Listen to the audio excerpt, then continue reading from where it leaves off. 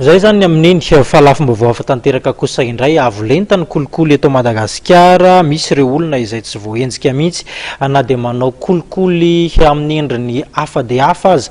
Io no fanazavana nentin-dramatoa Sara Georges Rabearso avy amin'ny antoko PLD na ny Parti Libéral Démocrate hoy isika.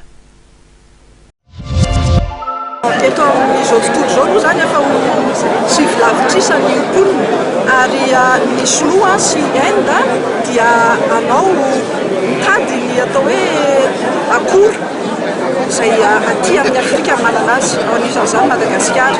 Eo zany dia tsy maintsy apetraka aloha hoe inona no tokony ho an'ilay Madagasikara ho an'ny Malagasy, inona no mangarahara any mihitsy satria ary tena teboka raha apetraka ho anay manokana ao anatin'ny PLD dia hoe rehefa ame akora ihany dia omeo ny akora ho an'izay miady ho an'ny zon'olombelona, ho an'izay miady miady contre ny terrorisme, ho an'izay manana an'izay fijery izay fa tsy izay sanatria anery anay vehivavy hifidy finoana na vogenja na idéologie hafa. Izay ny anay fijerinay azy.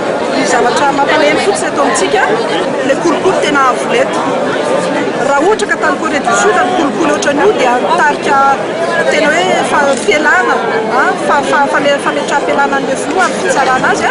Eto amintsika zany misy olona mbola tsy voakitika